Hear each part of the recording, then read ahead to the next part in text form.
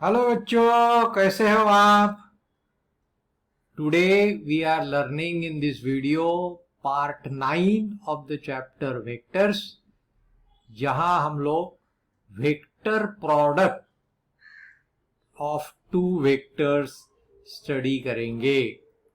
चलिए देखेंगे क्या होता है vector product of two vectors. चलो, vector product is also known as cross product. समझ गए?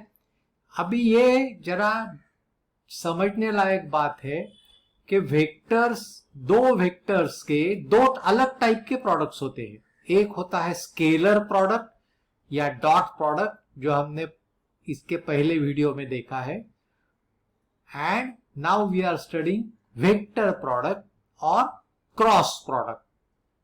समझ गए? तो from name it is clear कि दो वेक्टरों का अगर हम क्रॉस प्रोडक्ट या वेक्टर प्रोडक्ट करेंगे तो हमको जो मिलेगा वो वेक्टर रहेगा। चलो, ये एक प्लेन है बच्चों, this is just a plane. समझ गए? This is just the plane. ये समझने लायक बात है। This is plane, 3 dimension. अभी 2 डायमेंशन का जमाना क्या है? अभी यहां देखिए, in this plane there is a vector which is denoted by A. तो ये वेक्टर ए है। समझ गए? ये वेक्टर बी है अलोंग दिस लाइन, और दोनों के बीच में एंगल कितना है? थीटा है। समझ गए बच्चों? तो क्रॉस प्रोडक्ट मतलब vector A cross vector B, and dot product मतलब vector A dot vector B. तो ये होता है स्केलर और ये होता है वेक्टर। समझ गए? तो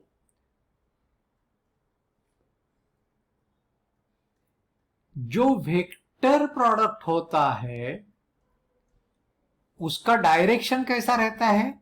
ये देखिए बच्चों, ए क्रॉस बी मतलब हम लोग ए की तरफ से बी की तरफ गए, तो ये राइट हैंड रूल से it is perpendicular in the direction as shown.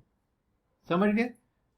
And हम लोग अगर बी क्रॉस ए करेंगे तो it will be, value will be same, magnitude will be same, but the direction will be opposite. तो एक क्या मिल गया हमको? A cross B, magnitude wise it will be same as B cross A, but it will be minus B cross A. समझ गए बच्चों? इसका डायरेक्शन ये प्लेन की नीचे की तरफ है और इसका डायरेक्शन ये प्लेन की ऊपर की तरफ है। तो A cross B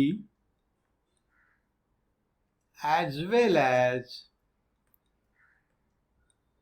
B cross A both are perpendicular to vector A and vector B. Vector A and vector B का ये प्लेन है, उसको ये परपेंडिकुलर है। अभी इसका वैल्यू कैसा मिलता है बच्चों? देखो जरा, ए क्रॉस बी, इसका मॉड्यूलस मतलब value will be vector A का modulus multiplied by vector B का modulus multiplied by sine theta. Theta is the angle between them. Vector A cross vector B is perpendicular to the plane of vector A and vector B. बहुत important चीज है। And unit vector N along direction A cross B, unit vector कैसा दिखाते हैं? n cap. It will be what? It will be vector A cross vector B divided by magnitude of vector A cross vector B. तो ये direction में जो unit vector होगा this will B n cap, और उल्टी direction में जो unit vector होगा this will be minus n cap. समझ गए? समझ गए बच्चों? चलो अभी आगे चलेंगे. ये देखिए, ये क्या है? ये 3 डायमेंशन में मैंने x एक्सिस यहां निकाला है, मैंने y एक्सिस यहां निकाला है, एंड मैंने z एक्सिस यहां निकाला है. Unit vector along x axis is i cap, ये तो मालूम है हमें. Unit vector along y axis is j cap, and unit vector is z axis is k cap. अभी i cap, j cap, k cap all are unit vectors. तो vector i cross vector i अगर मैं करने को जाएगा इसका modulus, तो it will be vector i का modulus that is 1 multiplied by vector i का modulus which is also 1 multiplied by sign of angle between i and i that is 0. So this will become 0. समझ गए बच्चों? तो vector i cross vector I will be 0. Same will be vector j cross vector j. Same will be vector k cross vector k. समझ गए बच्चों इतना? Good. Now, if I take vector I cross vector j, तो क्या होगा बच्चों? Vector i का modulus value, इसका मॉड्यूलस वैल्यू, इसका modulus value multiplied by vector j का modulus value multiplied by sign. i और j में कितना एंगल है बच्चों? 90 डिग्रीज. तो this is 1, this is 1, this is also 1, so value is 1. And direction is perpendicular to i and j. तो vector i cross vector j becomes vector k. ये बहुत ही इंपॉर्टेंट है. वैल्यू 1 रहेगा, direction both perpendicular to i and j, ये plane को perpendicular k हो जाएगा. सिमिलरली बच्चों j cap cross i cap will be j cross I cap will be minus k cap. Direction उल्टा. समझ गए? ना इसका हमें और क्या निकालना है? j cap cross k cap will be I cap, क्योंकि I is perpendicular to J and K. यहां देखिए. और तीसरा हमें क्या मिलेगा बच्चों? K cap cross I cap will B, K और I को परपेंडिकुलर है J कैप. समझ गए? ये बहुत ही प्यारे प्यारे सिंपल रिजल्ट्स है, लेकिन ये समझा के ले लो और याद रखो. अभी एक बहुत ही अच्छी चीज हमें याद रखनी है. Suppose vector A I denote by A1 I cap, ये तो हमने बहुत बार किया है, plus A2 J cap plus A3 K cap, and I denote vector B by B1 I cap plus B2 J cap plus B3 K cap, बराबर है। तो vector A cross vector B हमें कैसा मिलता है, इसका डेरिवेशन आप नहीं है आपके लिए, डिटर्मिनेंट ये तो याद है। पहला रो हमेशा लिखना आई जे के, अभी ए पहला है तो इसके कोएफिशिएंट सेकंड रो में लिखो, A1 A2 A3, और बी ये सेकंड है तो ये हो जाएगा B1 B2 B3।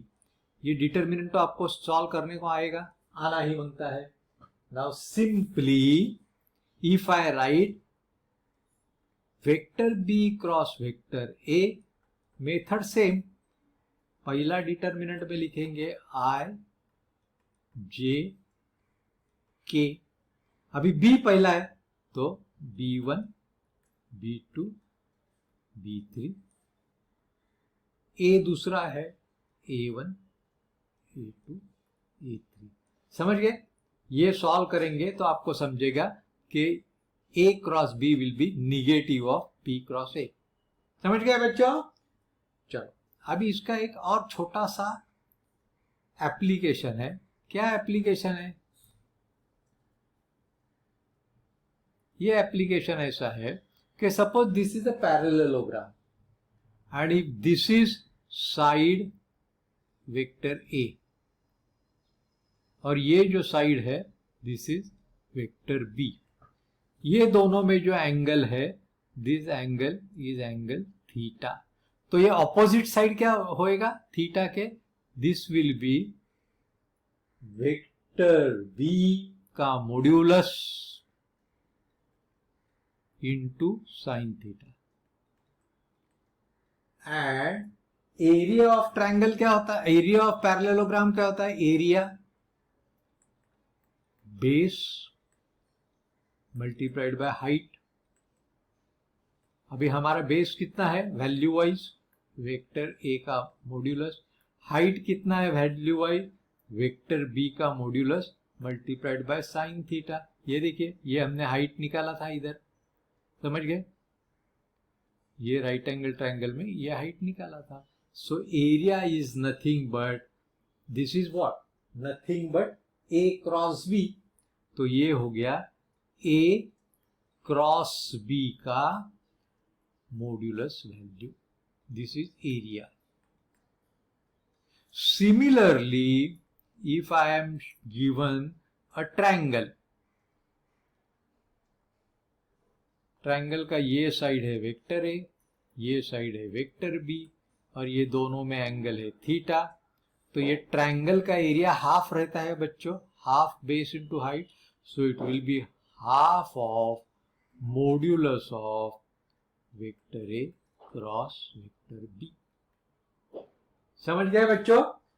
अभी ये छोटा सा प्यारा सा वीडियो था, इसके प्रिंसिपल आप याद रखो, और हम लोग अभी इसके बाद में मिसलेनियस एग्जाम्पल सॉल्व करेंगे बच्चों, समझ गए।